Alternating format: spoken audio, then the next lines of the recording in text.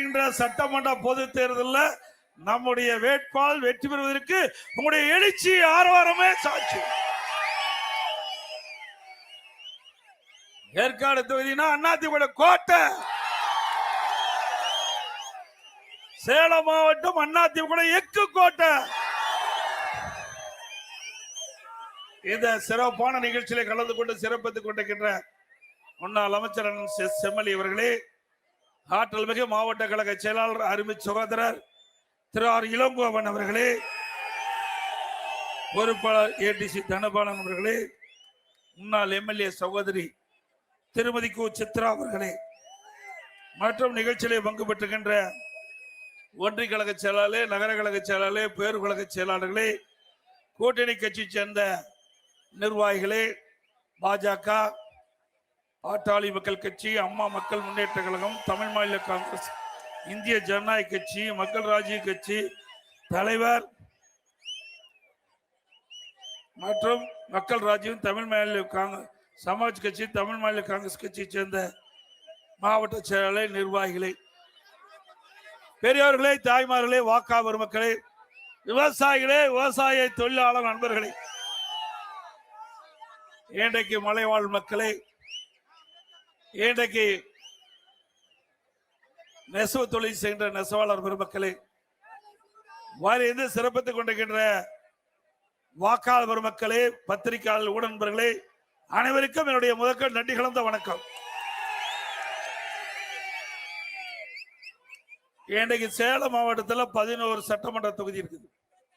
2021 11க்கு 10 தொகுதி வென்ற மாவட்டம் அதிமுக மாவட்டம். ஸ்டாலின் வேணா 2021 தப்பி தவறி முதலமைச்சராக இருக்கார். ஆனா இந்த மாவட்டத்தை பொறுத்த வரைக்கும் அதிமுக தான் ஆண்டது.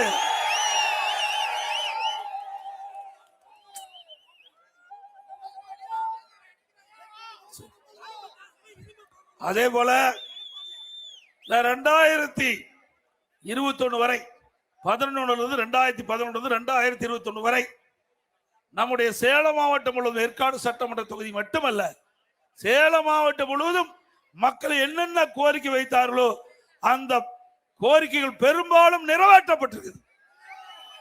கிராமத்திலிருந்து நகர வரை சிறப்பான சாலை எல்லாம் செஞ்சு கொடுத்திருக்கிறோம்.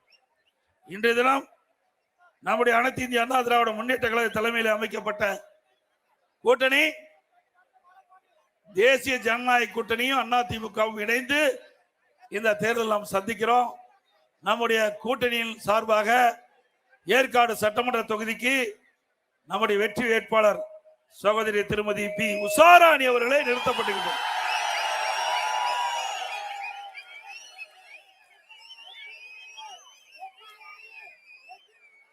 நம்முடைய வெற்றி வேட்பாளருக்கு இரட்டை சின்னத்திலே வாக்களித்து வெற்றி பெற செய்யுங்கள்.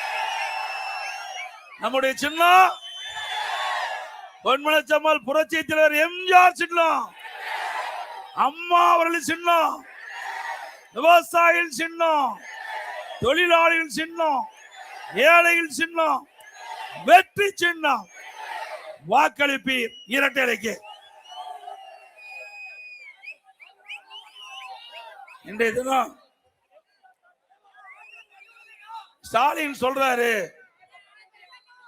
திமுக கூட்டணியில நிறைய கட்சி இருக்குதுன்னு. கட்சி இருக்கிறது உண்மைதான், வாக்கு இல்லையா? ஆள் இருக்கிறது உண்மைதான், ஆனா அங்க வெற்றி வாய்ப்பு இல்லை. அதிமுகவில் கூட்டணியுடைய எண்ணிக்கை குறைவாக இருந்தாலும் நம்முடைய கூட்டணி வலிமையான கூட்டணி. நம்ம கூட்டணி இருக்கின்ற கட்சிகள் வாக்கு வங்கிகள் நிறைந்த கூட்டணி, அப்படித்தானே? திமுகவில் 2021 ஆண்டு எந்தெந்த கட்சியில அந்த திமுக கூட்டணி வச்சதோ அந்த கட்சி தான் எப்போ கூட்டணி வைக்குது. ஆனா அந்த பத்திரிகையாளர் ஊடகம் ஸ்டாலினுடைய பரப்புரையை நம்பி கருத்துக்களை வெளியிட்டு இருக்கிறாங்க.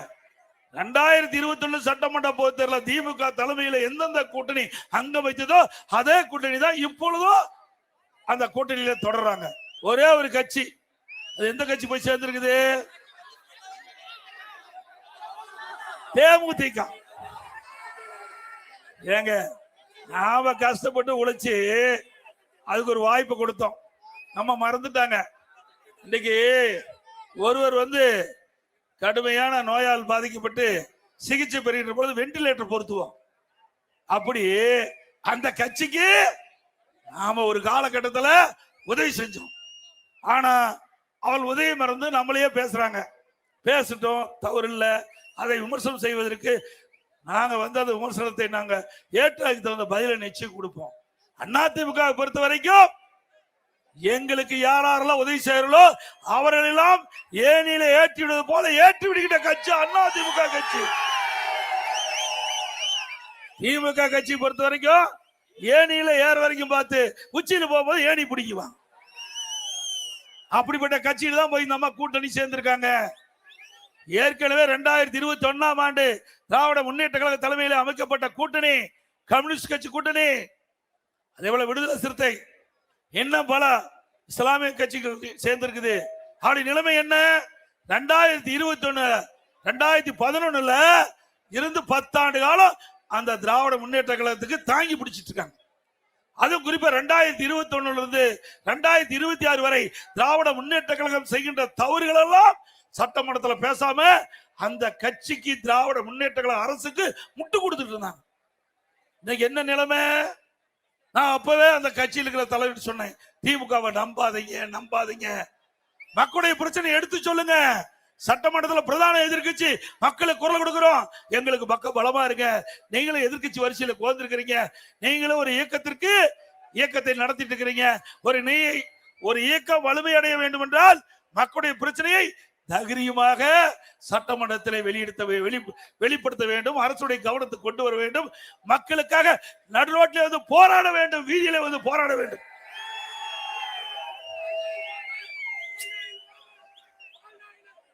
ஆனா திமுக அங்க வைக்கின்ற கூட்டணியில அப்படியே வாய் மூடி மௌனமா இருந்தாங்க. சட்டமன்றத்தில் அரசாங்கத்துக்கு எதிராக குரல் கொடுக்கல, மக்களுடைய பிரச்சனையை சட்டமன்றத்தில் எடுத்து வைக்கல. அதனால மக்களுடைய செல்வாக்கு வந்துட்டாங்க. இப்போ 2021 கம்யூனிஸ்ட் கட்சிக்கு கிடைத்த இடத்தை விட ஒரு இடம் குறைவா குறிச்சிட்டாங்க. இதுதான் ஸ்டாலின் கொடுத்த பரிசு அந்த கட்சிக்கு. ஸ்டாலின் அவர்கள் எப்பொழுதுமே கூட்டணி கட்சிக்கு விசுவாசமா இருந்தது கிடையாது. அதிமுக பொறுத்த வரைக்கும் எங்கள் தலைமையிலே அமைக்கப்படுகின்ற கூட்டணி உயர கொடுத்த தொண்டர்கள் பாடுவார்கள். அப்படித்தான் நம்ம நடந்தோம். நம்ம கூட்டணியில யார் நம்பினாங்களோ அவர்களுக்கெல்லாம் சின்னத்தை பெற்றுக் கொடுத்த கட்சி அதிமுக கட்சி. எங்க கூட்டணியில நம்பி எங்களோடு இணைந்து பணியாற்றிய கூட்டணி வேட்பாளர்கள் எல்லாம் எங்களுடைய கட்சி நிர்வாகிகள் தொண்டர்கள் இரவென்று பகலென்று பாராமல் தேனீக்களை போல எருமை போல சுறுசுறுப்பா செயல்பட்டு அதிமுக நிற்கின்ற வேட்பாளரை விட கூட்டணி கட்சி நிற்கின்ற வேட்பாளர்களை பாடுபட்டு வெற்றி பெற செய்யக்கூடிய இயல்பான எண்ணம் உடையவர்கள்.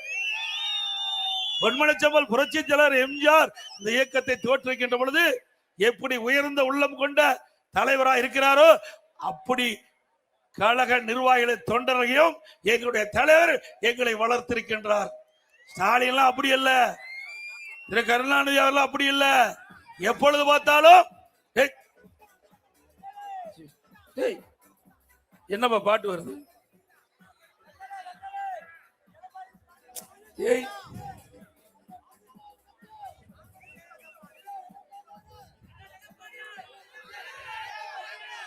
ஆக அதிமுக பொறுத்த வரைக்கும் தொண்டர் நிர்வாகிகளை யார் நிற்கிறார்கள் இல்ல, தலைமை என்ன சொல்லுதோ அதை நடைமுறைப்படுத்தக்கூடியவர்கள் அதிமுக.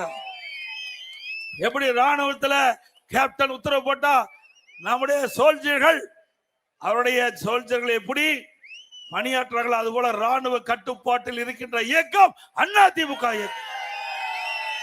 அதனாலதான் நம்ம கட்சி ஒண்ணும் பண்ண முடியல. எவ்வளவு முயற்சி செஞ்சாங்க. நான் ஒரு விவசாய குடும்பத்தில் பிறந்து உங்களோட வாழ்ந்து ஒரு பொறுப்பு வருகின்ற பொழுது எவ்வளவு பிரச்சனை உண்டாக்குனாங்க இந்த ஸ்டாலின் அவர்கள். முதலமைச்சர் சட்டமன்றத்தில் பெரும்பான்மை நிரூபிக்க வேணும்.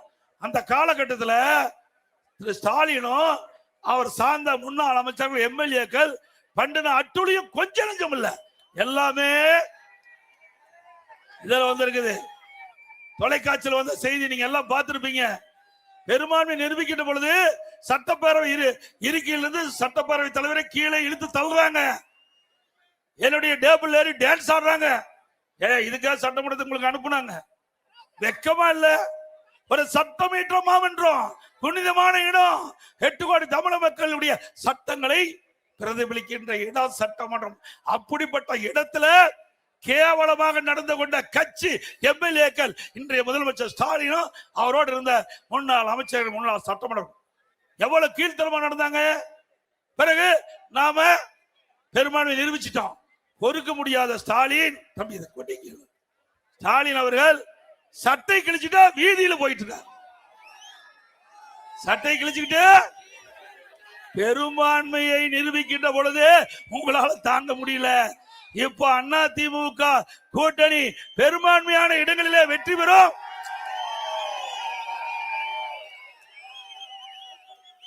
அண்ணா திமுக தனி பெரும்பான்மையோட ஆட்சி அமைக்கும். தம்பி கொடி இந்த கொண்டாப்பா. ஆட்சி அமைக்கின்ற பொழுது ஸ்டாலினுடைய மனநிலை எப்படி இருக்கும் நீங்களே கற்பனை பண்ணி பார்த்து. ஏற்கனவே சட்டை கிழிச்சிட்டு வீதியில போனவரு இப்போ எப்படி போவாருன்னு மக்களே முடிவு பண்ணிக்க. இதுக்குள்ள என்னென்னலாம் பேசுறாங்க. ஏப்பா அப்பா ஸ்டாலின் ஒரு பக்கம் பேசுறாரு, மகன் உதயநிதி ஒரு பக்கம் பேசுறாரு, உதயநிதியோட அத்தை கனிமொழி ஒரு பக்கம் பேசுறாங்க, ஆளாளுக்கு பேசுறாங்க. ஐயா யாரு வேணாலும் எது வேணாலும் பேசிட்டோம். ஆனா மக்கள் முடிவு பண்ணிட்டாங்க. இதோட திராவிட முன்னேற்ற கழகத்துக்கு இறுதி தேர்தல் என்று மக்கள் முடிவு செஞ்சிட்டாங்க. யாரு அந்த குடும்பத்துல தவிர்த்து வேற எவராவது பேச முடியுமா? அந்த கட்சியில எத்தனை பேர் இருக்கிறாங்க? துரைமுருகன் இருக்காரு, ஏவாவேல் இருக்காரு, திரு நேரு இருக்காரு. அவெல்லாம் இன்னைக்கு தமிழ்நாடு முழுவதும் தேர்தல் பிரச்சாரத்துக்கு அனுப்பிச்சாங்களா? அதுதாங்க கருணாநிதி குடும்பம். அதோடைய ரத்தமே அப்படித்தான் இருக்க மாட்டேன். அந்த வாரிசுகள்லாம் திரு கருணாநிதி குடும்பத்தில் பிறந்த வாரிசுகள் தான் ஆட்சிக்கு வர முடியும், அந்த கட்சிக்கு அதிகாரத்துக்கு வர முடியும். வேற எவரையும் விட மாட்டாங்க. ஆக வாரிசு அரசியல் நாட்டுக்கு தேவையா? குடும்ப ஆட்சி நாட்டுக்கு தேவையா? இந்த குடும்ப ஆட்சிக்கு வாரிசு அரசியலுக்கு இந்த தேர்தலில் முற்றுப்புள்ளி வைப்பீங்களா? என்னங்க நாட்டுல வித அதிசயமா? வேற யாரு வரக்கூடாதா? இங்க இருக்கிற நம்ம ஏற்காடு சட்டமன்ற தொகுதியில வாழப்பாடியில் இருக்கிற ஒருவர் இந்த முதலமைச்சர் ஆனா ஏத்துக்க மாட்டாங்களா மக்களே? வரட்டுங்க. இந்த தேர்தலோட திரு கருணாநிதி குடும்பத்திற்கு இறுதி தேர்தல். இனி இந்த நாட்டை ஆளக்கூடியவர், தமிழ்நாட்டுடைய முதலமைச்சராக வரக்கூடியவர் இன்றைக்கு இந்த ஜனநாயக நாட்டில் இந்த தமிழக மண்ணில பிறந்த எல்லாருக்கும் உரிமை உண்டு.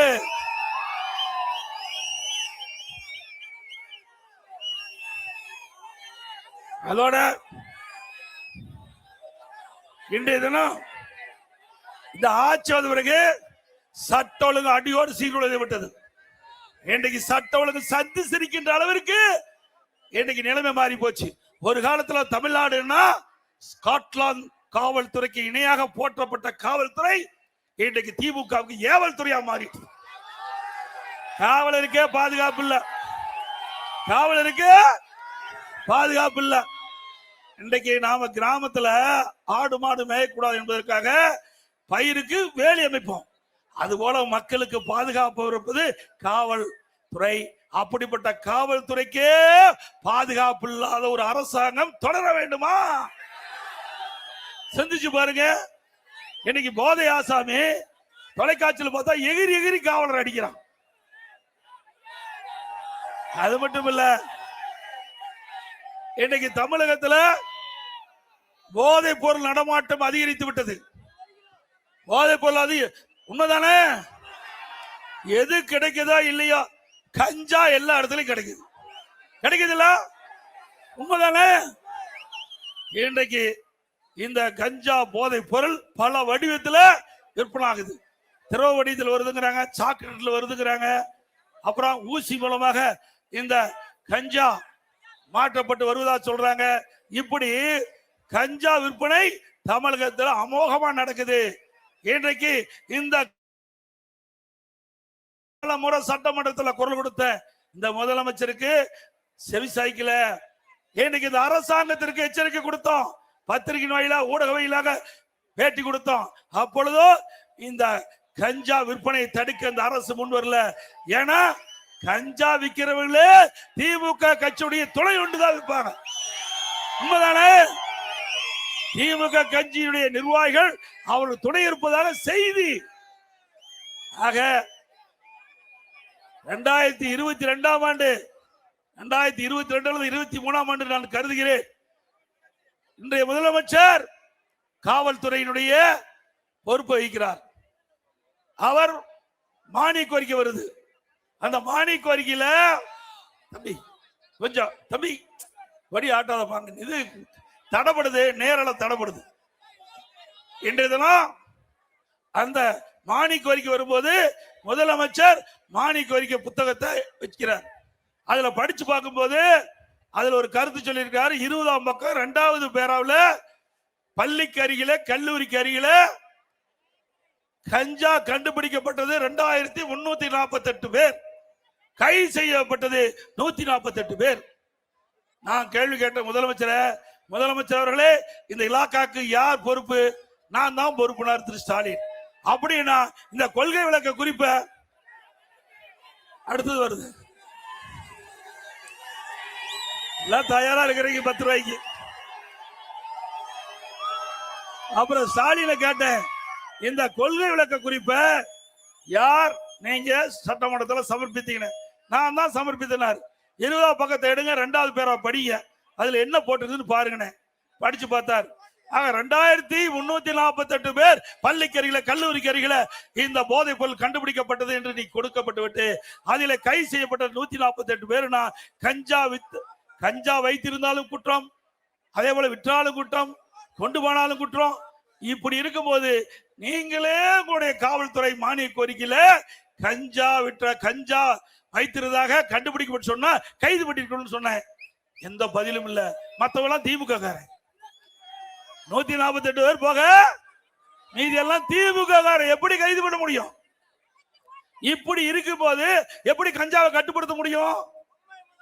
அதனால இந்த முதலமைச்சருக்கு வரைக்கும் தமிழகத்தில் போதைப் பொருள் நடமாட்டத்தை தடுக்க முடியாது. அதிமுக நிச்சயமா உங்க துணை கொண்டு 100% ஆட்சிக்கு வரும். ஆட்சிக்கு உடனே 3 மாதத்தில் தமிழகத்தில் கஞ்சாவை முழுமையாக ஒழிக்கப்படும். சட்டத்தின் ஆட்சி நடக்கும். நான் சேலம் மாவட்டத்தை சேர்ந்தவன், உங்களுடைய மாவட்டத்தை சேர்ந்தவன். 4 ஆண்டு 2 மாத காலம் நான் சிறப்பான ஆட்சி கொடுத்தோம். அந்த காலகட்டத்தில் போதைப் பொருள் நடமாட்டத்தை முற்றிலும் ஒடுக்கப்பட்டது. அதே போல நான் முதலமைச்சர் பொறுப்பேற்கின்ற பொழுது கடுமையான சோதனை, வறட்சி, 2017 கடு வறட்சி, குடிப்பதற்கு கூட மக்களுக்கு தண்ணீர் கிடைக்காத ஒரு சூழ்நிலை, அதை சரி செஞ்சோம். பிறகு புயல் டெல்டா மாவட்டத்தை புரட்டி போட்டது, அதை சரி செஞ்சோம். பிறகு கொரோனா, 1 வருஷம் யாரும் வர முடிஞ்சுதா? இன்றைக்கு கண்ணுக்கு தெரியாத காற்றில் விஷக்கருவிகள், கொரோனா என்ற விஷக்கருவி பரவி அது யாராவது பாதிக்கப்பட்டா உடனடியா உயிருக்கு ஆபத்து ஏற்படுகின்ற சூழ்நிலை. அந்த காலகட்டத்தில் கூட அதிமுக அரசு சிறப்பா செயல்பட்டு, திறமையா செயல்பட்டு, விலை மதிக்க முடியாத உயிரை காப்பாற்றிய அரசாங்கம் அதிமுக அரசாங்கம். அந்த காலகட்டத்தில் தொழிலாளிகள், ஏழைகள் பாதிக்க கூடாது என்பதற்காக 1 வருடம் ரேஷன் கடையில விலையெல்லாம் அரிசி கொடுத்தோம், விலையெல்லாம் எண்ணெய் கொடுத்தோம், விலையெல்லாம் பருப்பு கொடுத்தோம், குடும்ப அட்டைக்கு 1000 ரூபாய் பணம் கொடுத்தோம்ல. அதே காலகட்டம் தை பொங்கல் வந்தது. இன்றைக்கு ஏழைகள் பாதிக்க கூடாது. தமிழ்நாட்டுடைய முக்கிய பண்டிகை கிராமத்திலிருந்து நகர வரை இன்றைக்கு எல்லோரும் தைப்பொங்கலை சிறப்பா கொண்டாடுவோம். தை பிறந்தால் வழி பிறக்கும் என்று சொல்லுவாங்க பெரியவங்க. அதன்படி நம்முடைய தமிழ்நாட்டு மக்கள் தைப்பொங்கல் சிறப்பாக கொண்டாடும் என்பதற்காக எல்லா குடும்பத்துக்கு 2500 ரூபாய் பணம் கொடுத்து, எந்த காலகட்டம் ₹1 அரசாங்கத்துக்கு வருமானம் இல்ல, ₹1 வருமானம் இல்ல.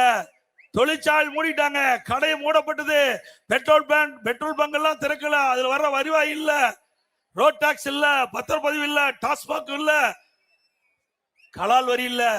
இப்படி ₹1 வரி வருமானம் இல்லாத போதே சிறப்பான ஆட்சி கொடுத்த ஒரே அரசாங்கம் அதிமுக அரசாங்கம். திமுக ஆட்சி வந்த பிறகு என்ன வறட்சி வந்ததா, புயல் வெள்ளம் வந்ததா, கொரோனா வந்ததா? எதுவுமே வராம கடன் 5 லட்சம் ரூபாய் வாங்கிட்டாங்க. எதுவுமே வராது 5 லட்சம் கடன் வாங்குவதற்கு என்ன காரணம்? நாங்க வருமானம் இல்லாத போது என்ன இந்த நாட்டு மக்களுக்கு தேவையோ அத்தனை செஞ்சோம். அரசு ஊழியர்கள் ₹1 சம்பளம் பிடிக்கல. பக்கத்து மாநிலம், நம்மை சுற்றி இருக்கின்ற மாநிலம், ஆந்திரா, கர்நாடகா, கேரளா, எல்லா மாநிலத்திலும் 30% அரசு ஊழியர்களுக்கு பிடித்த செஞ்சாங்க. அதிமுக அரசு பிடித்த செய்யல. அரசு ஊழியர்கள் அரசாங்கம் போடுகின்ற சட்டத்தை நிறைவேற்றக்கூடிய பொறுப்பிலே இருக்கின்றவர்கள் அரசு ஊழியர்கள். அப்படிப்பட்டவர்கள் திறமையா செயல்பட வேண்டும் என்ற எண்ணத்தின் அடிப்படையிலே ₹1 பிடிக்காம சம்பளம் முழுவதும் கொடுத்த ஒரே அரசாங்கம் அதிமுக அரசாங்கம். இன்றைக்கு தினம் இப்படி இருக்கும்போது 5 லட்சம் கோடி கடன் வாங்கிட்டீங்க. 5 லட்சம் கோடி. இதை யாரையா கட்டுறது? யாரு கட்டுறது? நீங்க தான் கட்டணும். நான் உட்பட அத்தனை பேரும் நாம தான் கட்டணும். இவர் பாட்டு கடன் வாங்கிட்டு போயிட்டாரு. கடன் வாங்கி வச்சுட்டு போயிட்டாரு. ஏன்னா இந்த தேர்தலோட திமுக வரப்போறது இல்ல, முடிவு பண்ணிட்டாங்க. கிராமத்துல ஒரு பழமொழி சொல்லுவாங்க, எரியிற வீட்டுல பிடுகிறது மிச்சம். அது மாதிரி ஸ்டாலினுடைய அரசாங்கம், திரு ஸ்டாலின், உதயநிதி ஸ்டாலின் இனி ஆட்சிக்கு வர போறது இல்ல.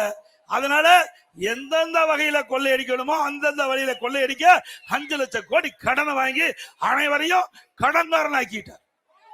திமுக ஓட்டு போட்டு திமுக ஆட்சிக்கு வந்த பிறகு ஒரே சாதனை நம்ம எல்லாம் கடன்காரன் ஆக்குறது. வேற என்ன செஞ்சாங்க?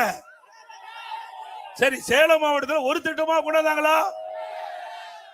நான் முதலமைச்சர் இருந்த காலகட்டத்தில், நெடுஞ்சாலைத்துறை அமைச்சர் இருந்த காலத்துல எத்தனை பாலம் நிறைய கட்டி கொடுத்தோம். முத்தம்பட்டி ரயில்வே மேம்பாலம் சாங்ஷன் பண்ணி இப்ப ஆகிட்டு இருக்குது. கிராமத்திலிருந்து நகர வரை சிறப்பான சாலை கொடுத்தமா இல்லையா? இன்னைக்கு கிராமத்துடைய பொருளாதார மேம்பாடு அடைய வேண்டும். குடிமராமத்து திட்டத்தை கூட, அந்த குடிமராமத்து திட்டம், நான் இந்த பக்கம் தான் வந்து எனக்கு ஒரு பசுமாடு கூட நம்முடைய விவசாயி கொடுத்தாங்க. விவசாயி குடிமராமத்து திட்டத்தில் வரும்போது எனக்கு ஒரு பசுமாடு கொடுத்தாங்க. விவசாயி என்ற முறையில எனக்கு இந்த பசுமாடு வழங்கினாங்க. இன்றைக்கு இந்த பசுமாடு வளர்த்திட்டு இருக்கிறேன். ஆக குடிமராமத்து திட்டம் என்பது ஒரு முக்கியமான திட்டம். நம்மை பொறுத்த வரைக்கும் வேளாண் பணி தான் முக்கியம். இந்த ஏற்காடு சட்டமன்ற தொகுதி விவசாயத்தை நம்பித்தான் இருக்கிறாங்க. விவசாயிகள், விவசாய தொழிலாளர்கள். ஆக இந்த மக்களுக்கு தேவையான திட்டங்களை கொண்டு வர வேண்டும் அடிப்படையில குடிமராமத்து திட்டத்தை கொண்டாந்து ஏரி குளம் குட்டை எல்லாம் அந்த வண்டமன அள்ளி விவசாயிகள் விலை இல்லாம அவருடைய நிலத்துக்கு இயற்கை உரமாக பயன்படுத்தினாங்க. இப்படிப்பட்ட அற்புதமான திட்டத்தை இந்த ஆள் நிறுத்திட்டார். விவசாயத்தை பத்தி தெரிஞ்சதான அந்த திட்டம் இவரு கண்ணை உறுதிச்சு நிறுத்திட்டாங்க. மீண்டும் அதிமுக ஆட்சி மலரும். மீண்டும் அதிமுக ஆட்சியில குடிமரம் திட்டம் வரும். நம்முடைய விவசாயிகள் தொடக்க வேளாண் கூட்டுறவு வங்கியில் வாங்கிய கடன் தள்ளுபடி செஞ்சோம். 2 முறை தள்ளுபடி செஞ்சோம். 2016 அம்மா ஒரு முறை தள்ளுபடி செஞ்சாங்க. விவசாய கோரிக்கை ஏற்று கொரோனா காலத்துல விவசாயிகள் உற்பத்தி செய்யப்பட்ட அந்த விளைபொருள் சரியான விலை கிடைக்காமல விவசாயி பாதிக்கப்பட்டாங்க என்ற காரணம் என்னிடத்திலே கவனத்துக்கு கொண்டு வந்தாங்க. எங்களுடைய நம்முடைய எம்எல்ஏக்கள் கொண்டு வந்தாங்க. பொதுமக்கள், விவசாய சங்கத்தை சேர்ந்த பிரதிநிதிகள் இடத்துல கோரிக்கை வச்சாங்க. அதிமுக அரசு 2021ஆம் ஆண்டு 12,100 கோடி விவசாயிகளுடைய கடனை தள்ளுபடி செஞ்சோம். செஞ்சோம்ல? ஒரு ஐந்தாண்டுல 2 முறை விவசாயியுடைய பயிர்க்கடன் தள்ளுபடி செய்த ஒரே அரசாங்கம் அதிமுக அரசு. விவசாயிகளுக்கு மும்முனை மின்சாரம் கொடுத்தோம். விவசாயிகளுக்கு 24 மணி நேரம் எந்த நேரத்துக்கு போனாலும் விவசாயிகள் பம்பு செட் இயக்கலாம். இப்ப ராத்திரி 12 மணிக்கு விட்டா யாரு போய் தண்ணி பாய்ச்சறது? நான் ஒரு விவசாயி, எனக்கு தெரியும் கஷ்டம். கரும்பு காட்டுல போய் தண்ணி பாய்ச்ச முடியுமா? மஞ்சள் வளைக்கத்தை போய் உள்ள பயிற்சி போடுமா? விஷப்பூச்சி தாக்குனா யாருடைய உயிருக்கு ஆபத்து? அவருக்கெல்லாம் கவலை இல்லை. அவர் செல்வ சேர்ந்தா வாழ்ந்து ஒரு ஏசி போட்டு படுத்துட்டு இருக்காரு. விவசாயிக்கு வந்து பார்த்தா தானே தெரியும். ஆக இப்படிப்பட்ட இந்த கேடுகட்ட ஆட்சி தொடர வேண்டுமா? இன்னைக்கு அது மட்டும் இல்ல, இன்னைக்கு விவசாயிகளுக்கு ஒரு அறிவிப்பு கொடுத்திருக்கிறோம். அதிமுக ஆட்சிக்கு வந்தா விவசாய வாங்கிய பயிர் கடன் தள்ளுபடி செய்யப்படும். அதே போல வணிக பயிர்னா கரும்பு, மஞ்சள், வாழை போன்ற பயிர்களுக்கு காப்பீடு திட்டம், அதுக்கு 5% வசூல் பண்றாங்க. இப்ப 5% பிரிமியம் கட்ட வேணும். இனி அதிமுக ஆட்சிக்கு வந்தவுடனே அது 2% குறைக்கப்படும்.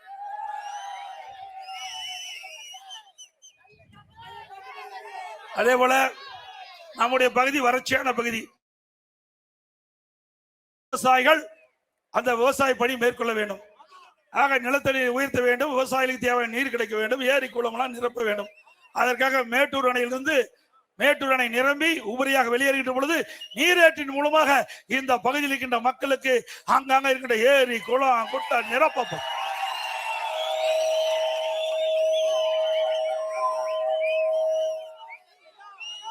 அதிமுக ஆட்சியில நம்முடைய கிராம பகுதி, ஏற்காடு மலைப்பகுதி, அது கருமந்துறை மலைப்பகுதி, இந்த பகுதியில் இருக்கிற மக்களுக்கு அங்க அதிகமா ஏழை மக்கள் வசிக்கின்ற பகுதி. இந்த மக்களுக்கு அங்கேயே சிகிச்சை அளிக்க வேண்டும். அவர்களுக்கு சிகிச்சை கொடுக்க வேண்டும்னா ஒரு 15-20 கிலோமீட்டர் வந்தா தான் டாக்டர் பார்த்து அவர் நோயை குணப்படுத்த முடியும். அப்படிப்பட்ட ஏழை மக்கள் அதிகமா வசிக்கின்ற பகுதியை தேர்ந்தெடுத்து அங்க ஒரு அம்மா மினி கிளினிக் திறந்தேன். இது இந்த ஆளுக்கு என்ன வலிக்குன்னே தெரியல ஸ்டாலினுக்கு. இதுல என்னங்க அரசியல் வேண்டி இருக்குது? 2000 அம்மா மினி கிளினிக் அனுபவ நீதியாக. நான் கிராமத்தில் பிறந்த காரணத்தால நாங்களாம் டாக்டர் போனா எடப்பாடிக்கு 15 கிலோமீட்டர் போகணும். அதனால நம்ம ஊர்லயே ஒரு அம்மா மினி கிளினிக் திறந்தா, கிராமத்திலே திறந்தா, ஏழை மக்கள் அதிகமா இருக்கின்ற பகுதி திறந்தா அவர்கள் அங்கேயே போய் அம்மா மினி கிளினிக் போய் சிகிச்சை பெறலாம். அதுல ஒவ்வொரு அம்மா மினி கிளினிக் ஒரு MBBS டாக்டர், ஒரு செவிலியர், ஒரு நர்ஸ், ஒரு மருத்துவ உதவியாளர், இப்படி அந்த திட்டத்தை கொண்டாந்து மக்களிடத்துல மிகப்பெரிய வரவேற்பு. எல்லா இடத்துலயும் ஏழை மக்கள் அங்க போய் அற்புதமா சிகிச்சை பெற்றாங்க. மக்களிடத்துல வரவேற்பு ஸ்டாலின் பார்த்தார், மக்களிடத்துல அதிமுக செல்வாக்கு அதிகமா இருக்குது அப்படின்னு அந்த ஏழை மக்களுக்கு சிகிச்சை அளிக்கக்கூடிய திட்டத்தை கூட ரத்து செய்த முதலமைச்சர் இன்றைய முதலமைச்சர் ஸ்டாலின். இப்படிப்பட்ட ஒரு ஆட்சிக்கு வரணுங்களா? ஏழைகளை வஞ்சிக்கின்ற அரசு தேவையா? இதுல என்ன அரசியல் வேண்டியது இருக்குது? ஒவ்வொரு கட்சியும் மக்களுக்கு சேவை செய்ய, மக்களுக்கு உதவி செய்ய, மக்களுக்கு நன்மை செய்யதான் ஒரு அரசாங்கம் அமைக்கப்படும். ஆனா இந்த அரசாங்கத்தை பொறுத்த வரைக்கும் ஏழைகளுக்கு உதவி செய்கின்ற, அதை கூட தடுத்து நிறுத்துகின்ற மக்கள் ஒரு அரசாங்கம் திமுக அரசாங்கம். எவ்வளவு கொடுமை! கிராமத்தில் பிறந்திருந்தா தெரியும், ஏழைகளோட வாழ்ந்தா தெரியும், ஏழைகள் படிக்கிற கஷ்டத்தை பத்தி என்ன தெரியும்? நான் கிராமத்திலிருந்து வாழ்ந்தவன். இன்றைக்கு ஏழைகள் படிக்கின்ற துன்பம், துயரம், வேதனை அத்தனையும் நேரடியாக பார்த்து அவங்களோடு வாழ்ந்தவன். அதனால ஏழைகள் எங்கெல்லாம் பாதிக்கிறார்களோ அவர்களுக்கு உதவி செய்கின்ற அரசாக அதிமுக அரசு இருந்தது. மீண்டும் ஸ்டாலின் அவர்களே, மீண்டும் அதிமுக ஆட்சி, எங்களுடைய கூட்டணி வலிமையா இருக்குது. எங்களுடைய கழக நிர்வாகிகள், தொண்டர்கள் கூட்டணி சிறப்பா செயல்பட்டு மக்களுடைய ஆதரவை பெற்று ஆட்சி அமைக்கும். ஆட்சி அமைச்ச உடனே ரத்து செய்யப்பட்ட அம்மா மினி கிளினிக் மீண்டும் திறக்கப்படும். அதே போல ரேஷன் கடையில இப்ப அரிசி போட்டுட்டு இருக்கிறோம். அந்த அரிசி பல பேர் சமைக்க முடியாத இருக்கின்ற நிலை என்று என்னிடத்துல தெரிவிச்சாங்க. நானும் வாங்கி பார்த்தேன். அது ஏற்றுக்கொள்ள வேண்டியதுதான். இனி அதிமுக ஆட்சி வளர்ந்தவுடனே நம்முடைய மளிகை கடையில எப்படி தரமான அரிசி இருக்குதோ அதே அரிசி ரேஷன் கடையில வழங்கப்படும். அதுக்கெல்லாம் டெக்னிக் இருக்குது. நவீன அரிசி ஆலையுடைய அதிபர்களா அழைச்சு இந்த அரிசி தரமா நம்முடைய மக்களுக்கு கொடுக்கணும்னு கேட்டேன். தாராளமா செய்யலாங்க, அதுக்கு பல வழி இருக்குதுன்னு என்கிட்ட சொல்லி இருக்கிறாங்க. அதுக்கு சுமார் 2-3000 கோடி செலவானாங்க. எத்தனாயிரம் கோடி செலவானாலும் பரவாயில்ல, ஏழைகளுக்கு சிறப்பான அரிசி கொடுக்க வேண்டும். அந்த அடிப்படையில் அதிமுக ஆட்சிக்கு வந்த உடனே ரேஷன் கடையில தரமான அரிசி விலை இல்லாம கொடுக்கப்படும். அதோட ரேஷன் கடையில விலையில்லா பருப்பு கொடுக்கப்படும், விலையில்லா சமையல் எண்ணெய் கொடுக்கப்படும். இன்றைக்கு திராவிட முன்னேற்ற கழகம் ஆட்சிக்கு வந்த பிறகு மின் கட்டணம் 52% உயர்த்தி ஆண்டுக்கு 5% உயர்த்துன்னு சொல்லி 3 வருஷத்துல மின் கட்டணம் 67% உயர்த்திட்டாங்க. அதே போல உள்ளாட்சியில, நகராட்சி, பேரூராட்சி, மாநகராட்சியில கடைக்கு 100%, சரி வீட்டுக்கு 100% வரி உயர்த்திட்டாங்க. ஆண்டுக்கு 6% உயர்த்தப்படும் என்று சொல்லி 2 வருஷத்துல 12% உயர்த்திட்டாங்க. அதிமுக ஆட்சியில் இருந்ததை விட திராவிட முன்னேற்ற கழகம் ஆட்சிக்கு வந்த பிறகு உள்ளாட்சி அமைப்பின் மூலமாக இந்த அரசு கூடுதலா 112% வீட்டு வரி வசூல் பண்றாங்க. கடைக்கு 150% வரி உயர்வு, ஆண்டுக்கு 6% உயர்வு, குடிநீருக்கு வரி உயர்வு, குப்பைக்கு வரி போட்டாங்க. கேவலம் குப்பை கூட விட்டு வைக்கல, அதுக்கு வரி போட்ட ஒரே அரசாங்கம் திமுக அரசாங்கம் தான். இன்னும் கொடுமை என்ன, சென்னை மாநகரத்தில் இந்த டாய்லெட் பராமரிக்கிறாங்க, கழிப்பறை பராமரிக்கிறாங்க, அதை கூட விட்டு வைக்கலையா. கழிப்பறையில் வர காசு எவ்வளவு மோசமான, அதை கூட விட்டு வைக்காத அரசாங்கம் திமுக அரசாங்கம், ஒரு கொடிய அரசாங்கம் என்பதை இந்த நேரத்தில் தெரிவித்து, இன்னும் சொன்னா இன்னைக்கு பத்திரிகையில பார்த்தேன், என் மீது வழக்கு போடுறேன், போடு, யார் வேணாங்கிறா, நான் வழக்க பார்த்து தானே வந்திருக்கிறேன். ஏன்னா அண்மையில் ராசா ஒரு ஆடியோ வெளியிட்டார். மத்திய அமைச்சர், முன்னாள் மத்திய அமைச்சர், இன்றைக்கு நாடாளுமன்ற உறுப்பினர், திமுக கட்சியுடைய துணை பொதுச் செயலர், அவர் ஒரு ஆடியோ வெளியிட்டார். அந்த ஆடியோவில் இருக்கிற ஒரு கருத்து எல்லா பகுதிக்கு போகுது. எனக்கு மட்டும் இல்ல, தமிழ்நாடு மட்டும் இல்ல, இந்திய அளவு அது ஒரு பரவலா பேசப்படுகிற பொருளாகி போச்சு. அந்த செய்தியை நான் சொன்னேன், அதுக்கு துணிச்சலா பதில் சொல்ல முடியல. அது மட்டும் இல்ல, இது யார் செய்தி வெளியிட்டாங்களோ அவர் மீது நடவடிக்கை எடு, நடவடிக்கை எடுத்தா அடுத்த ஆடியோ விட்டுருவார். ராசா இப்ப அவர் மீது நடவடிக்கை எடுத்தா அடுத்த ஆடியோ ரெடியா வச்சிருப்பாரு, விட்டுருவாரு. அதுக்கு பயந்து அவர் மீது நடவடிக்கை எடுக்க முடியல. என் மீது கோபப்பட்டு என்ன பிரயோஜனம்? திரு ஸ்டாலின் அவர்களே, அவர் அந்த ஆடியோவில் வெளியான செய்தி உண்மையா இருக்கலாம்ல. இதே திராவிட முன்னேற்ற கழக தேர்தல் அறிக்கை 2021ஆம் ஆண்டு தேர்தல் அறிக்கை வெளியிட்டீங்க. அப்ப என்ன சொன்னாரு ஸ்டாலின் அறிக்கையில? மாண்புமிகு புரட்சி தலைவர் அம்மா மரணத்துல மர்மம் இருக்கிறது, யாராக இருந்தாலும் விடமாட்டேன் அப்படின்னு சொன்ன திரு ஸ்டாலின் அவர்களே, இதே கருத்தை நான் சொல்லுகிறேன். திரு கருணாநிதி அவர்கள் எதிரியாக எங்களுக்கு இருக்கலாம், ஆனா இந்த நாட்டுடைய முதலமைச்சர் இருந்தார். அதனால அவருக்கு யார் அவர் சொன்ன கருத்து மீண்டும் சொல்ல வேணுமா, சொல்லாம வேண்டாமா? ஏன்னா சொன்னா அவர் கோச்சுக்குவார். ஆடியோவில் வந்த செய்தி திரு ராசா அவர்கள் வெளியிட்ட செய்தி, நாம வெளியிடல, திரு ராஜா அவர்கள் வெளியிட்ட செய்தி. திரு கருணாநிதி உடல்நிலை சரியா இருக்கின்ற பொழுது வீட்டு சிறையில் வைக்கப்பட்டார் அப்படின்னு ஒரு செய்தி வெளியிட்டிருக்கார். இதை அதிமுக ஆட்சிக்கு வந்தவுடன் இதை விசாரிக்கப்படும், சட்ட நீதியாக யாராக இருந்தாலும் அவர் மீது நடவடிக்கை எடுக்கப்படும். எங்க அம்மாவை சொன்னீங்கள, மர்மமான முறையில் அம்மா இருந்ததுக்கு விசாரிக்கப்பட்டு சொன்னீங்களா, அதே போல அவர் முன்னாள் முதலமைச்சர் இருந்து விசாரிக்கப்பட்டு சொன்னேன். அதே போல முன்னாள் முதலமைச்சர் வந்து திரு கருணாநிதி அவர்கள் அவர் வீட்டுக்காவலில் சிறை வைக்கப்பட்டதாக வந்த செய்தி உண்மையா இருந்தால் சட்ட நீதியாக அவர் மீது நடவடிக்கை எடுக்க போய் யாரா இருந்தாலும் கவலை இல்லை. அதே போல அதிமுக ஆட்சி பண்ண உடனே நிறைய திட்டங்கள் நிறைவேற்றுவோம். அதுல பாத்தீங்கன்னா விலைவாசி உயர்ந்து போச்சு, அரிசி விலை வந்து போச்சு, பருப்பு விலை, எண்ணெய் விலை, அதை பத்தி கவலைப்படல முதலமைச்சருக்கு. அதிமுக ஆட்சி இருக்கிற போது விலை கட்டுப்படுத்துவதற்கு நடவடிக்கை எடுத்துக்கிட்டு இருந்தோம். இந்த ஆட்சியில் ஏழை மக்கள் பாதிக்கிறாங்க, இன்றைக்கு பல்வேறு வரி விதிப்பால மக்கள் பாதிக்கிறாங்க. அந்த மக்கள் பாதிப்பிலிருந்து மீட்டெடுப்பதற்காக எல்லா குடும்பத்துக்கும் 10,000 ரூபாய் உதவித்தொகை வழங்கப்படும். வங்கியிலே வைக்கப்படும். எல்லா குடும்பத்துக்கும் 10,000 ரூபாய் வங்கி கணக்கிலே செலுத்தப்படும். குடும்ப தலைவிக்கு வழங்கப்படுகின்ற 1000 ரூபாய் 2,000 ரூபாயாக இனிமேல் வழங்கப்படும். அதே போல எல்லா குடும்பத்திற்கும் பிரிட்ஜ் விலை இல்லாம வழங்கப்படும். நம்முடைய பணிக்கு செல்கின்ற பெண்கள் 5 லட்சம் பேருக்கு அம்மா இருசக்கர வாகனம் 25,000 மானியத்திலே வழங்கப்படும். ஆண்டுக்கு 3 கேஸ் சிலிண்டர் மானியமாக வழங்கப்படும். ஒவ்வொரு ஆண்டும் பொங்கல் பரிசு கொடுக்கிறோம், பொங்கல் தொகுப்பு கொடுக்கிறோம், தைப்பொங்கல் என்று. இனி அதோட 1000 ரூபாய் அவர்களுக்கு வழங்கப்படும். இன்றைக்கு பெண்களை தான் நகர பேருந்துல கட்டணம்லாம் பயணம் செய்யறாங்க. இனி ஆண்களும் நகர பேருந்துல கட்டணமா பயணம் செய்யலாம்.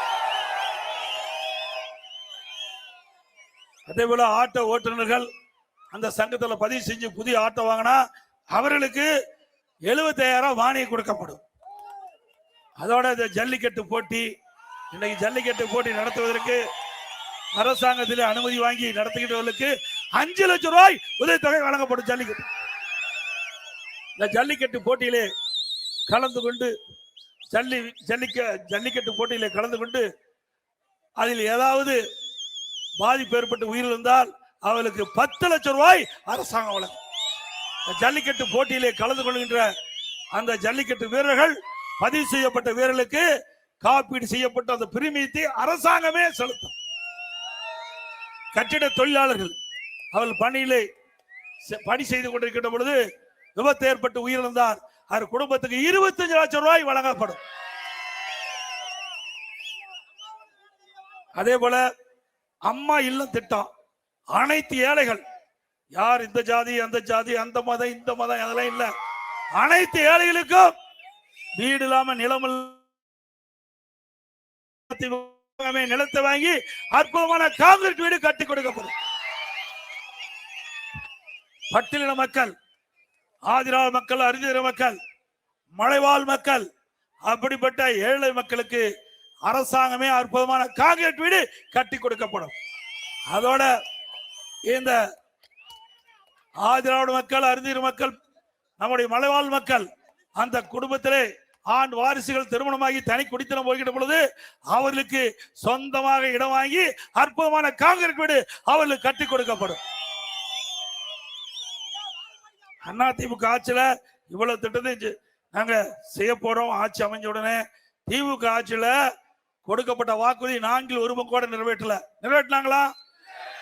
திமுக ஆட்சியில மாதந்தோறும் கேஸ் சிலிண்டருக்கு மானியம் 100 ரூபாய் கொடுத்தாங்களா? பெட்ரோல் டீசல் விலை குறைச்சாங்களா? 100 நாள் வேலை திட்டத்தை 150 நாளா உயர்த்தினாங்களா? அதிமுக ஆட்சிக்கு வந்தா இப்ப மத்திய அரசுக்கு வாதாடி போதாடி ஆளுங்கட்சியில எதிர்கட்சியிலேயே 100 நாளை 125 நாளா உயர்த்தி இருக்கிறாங்க மத்திய அரசாங்கம்.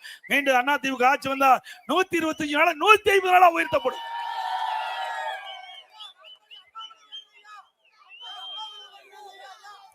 அதே போல இன்றைக்கு திராவிட முன்னேற்ற கழக ஆட்சியில நம்முடைய ஏற்காட்டுல கூட்டுறவுத்துறையில பயிற்சி நிலையம் கட்டுவதற்கு பேஸ்மெண்ட் எல்லாம் போட்டோம். வேணுமனே திட்டமிட்டு இந்த அரசாங்கம் வந்த பிறகு வேற இடத்துக்கு மாத்திட்டாங்க. மீண்டும் அதிமுக ஆட்சி வந்தா நம்ம ஏற்காட்டு பகுதியில அற்புதமான கூட்டுறவு பயிற்சி நிலையம் அமைக்கப்படும். அதே போல இன்றைய தினம் மத்திய அரசாங்கம் ஒரு அறிவிப்பு வெளியிட்டிருக்குது. மத்திய அரசாங்கம் ஒரு அறிவிப்பு, இந்தியா முழுவதும் ஜாதிவாரி கணக்கெடுப்பு எடுக்கப்படும் என்ற அறிவிப்பு கொடுத்திருக்குது. அந்த அறிவிப்பின்படி தமிழ்நாட்டிலும் ஜாதிவாரி கணக்கெடுப்பு எடுக்கப்படும்.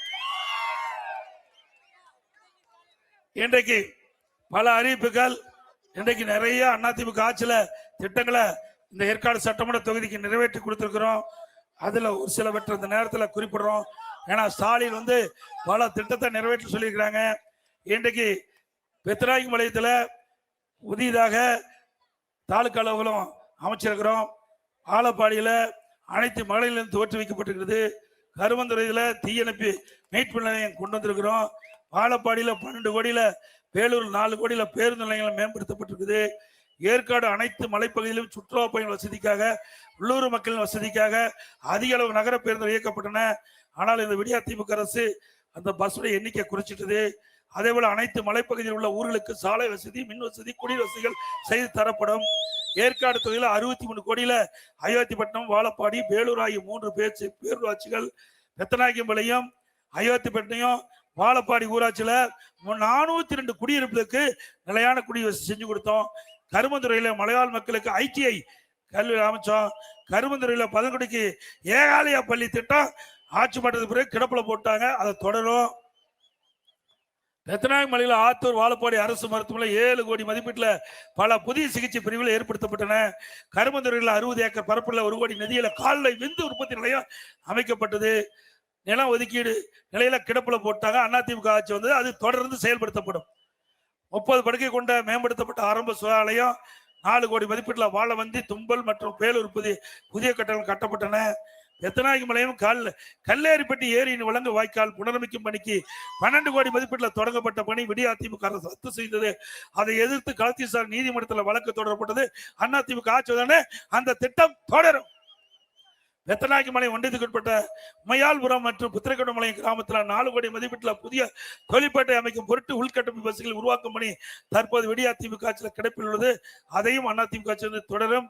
புத்திரக்கோட்டம்பாளையம் கிராமத்தில் உள்ள புத்திரக்கோட்டம்பாளையம் ஏரியின் வழக்கு வாய்க்கால் 983 வரை புனரமைக்கும் பணி 9 கோடி பதில் பணி தற்போது விடிய திமுக ஆட்சியில கிடப்புல போட்டாங்க. நாம கொண்டு வந்ததெல்லாம் கிடப்புல போட்டாங்க. அதிமுக ஆட்சி தானே அதையெல்லாம் நிறைவேற்றி தரப்படும் என்ற செய்தி இந்த நேரத்தில் தெரிவித்து, அதே போல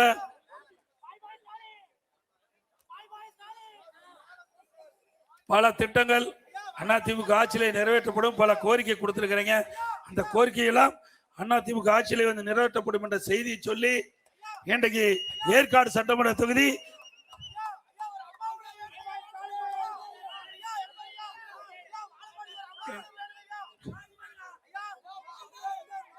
சிறப்பான நிகழ்ச்சி ஏற்பாடு செய்த நம்முடைய ஒன்றிய கழக முன்னாள் சேர்மன் அறிவிச்ச SS சதீஷ்குமார் அவர்களே மற்றும் ஒன்றிய மெடிக்கல் ராஜசேகர் அவர்களே, திரு முன்னாள் சேர்மன் AP மணி அவர்களே, மரியாதை சி அண்ணாதுரை அவர்களே மற்றும் டி மோகன் அவர்களே, திரு S ரவிசேகரன் அவர்களே, திரு குபேந்திரன் அவர்களே, திரு சே வெங்கடேசன் அவர்களே, திரு MT அருண்குமார் அவர்களே,